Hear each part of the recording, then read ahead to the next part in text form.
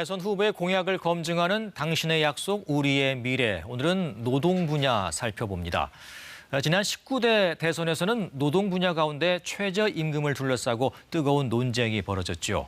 이번 대선에서는 노동 이슈 없는 대선 아니냐는 말이 나올 정도로 이 노동 의제가 큰 주목을 못 받고 있습니다. KBS는 이 노동 문제의 중요성을 감안해 특히 일터의 안전 문제를 중심으로 후보들의 공약을 검증해봤습니다. 이 산업재해를 근로 손실 일수로 환산하면 파업의 거의 100배라는 연구 결과가 있습니다.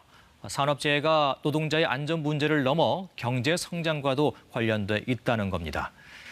대선 후보들은 산업재해 예방을 위해 어떤 공약들을 제시했을까요? 김준범 기자가 따져봤습니다. 중대재해처벌법 시행 한 달이 지났지만 아직 체감할 정도의 변화는 없다는 게 현장의 반응입니다. 안전 비용이라든지 안전 담당자 이런 부분에서의 실질적인 변화가 없기 때문에 몸으로 체감할 수 있는 그런 변화는 없다고 봅니다. 법 시행 이후 한 달 동안 노동자 42명이 숨졌습니다. 지난해보다는 줄었지만 근본적 개선으로 보긴 어렵습니다. 여전히 논란이 진행형인 중대재해처벌법을 어떻게 평가하는지 또 개정할 필요는 있다고 보는지를 후보들에게 질의했습니다. 먼저 시행 중인 법에 대한 찬반, 찬성 유보 2대2였습니다. 이재명 민주당 후보는 기업 스스로 산재를 예방할 강력한 유인이 돼서, 심상정 정의당 후보는 원안에서 후퇴했지만 산재 예방에 꼭 필요한 법이어서라고 답했습니다.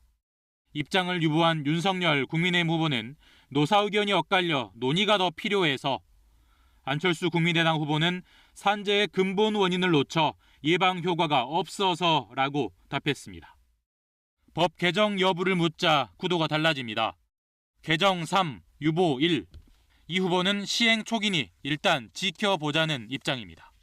엄격하게 좀 할 필요는 있다고 생각이 됩니다.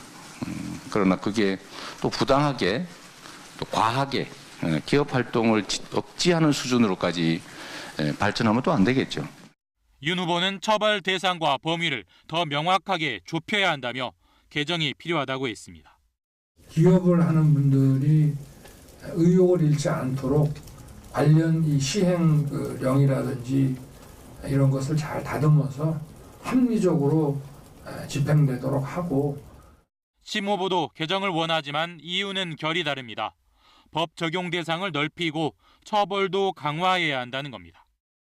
안 후보는 경영 책임자 면책 요건을 넓히는 방향으로 바꾸자고 했습니다. 이 법에 대해서는 또 현실에 맞게 이렇게 적용 가능한 범위를 다시 한 번 더 검토해 본다. 산업재해는 처벌도 중요하지만 더 중요한 건 예방입니다. 사고 사망 만인율이라는 통계가 있습니다. 산재 사고로 숨지는 노동자가 10,000명 중 몇 명이냐? 우리나라 0.46명, 일본 0.14명, 영국 0.03명. 영국과 무려 15배 차이가 납니다. 최우등국인 영국의 정부 관계자도 예방에 훨씬 더 신경 써야 한다고 조언하고 있습니다. That the overwhelming majority of our work is about the prevention of accidents and ill health occurring in the first place. Our primary mission is to prevent. 산재 예방 1호 과제를 물었습니다. 이 후보는 산재 예방 지원 예산을 2배 늘리겠다. 윤 후보는 대기업과 중소기업 상생 안전 체계를 꼽았습니다. 이재명 후보 같은 경우는 사실은 노동계와 기업계 양측의 입장을 절충하는 입장이긴 한데 실천 전략에 있어서는 조금 미흡하다라고 볼 수 있고요. 반면에 이 윤석열 후보 같은 경우는 이 기업의 자율적인 책임성을 강조를 하면서 산업 현장의 안정성을 높여야 된다.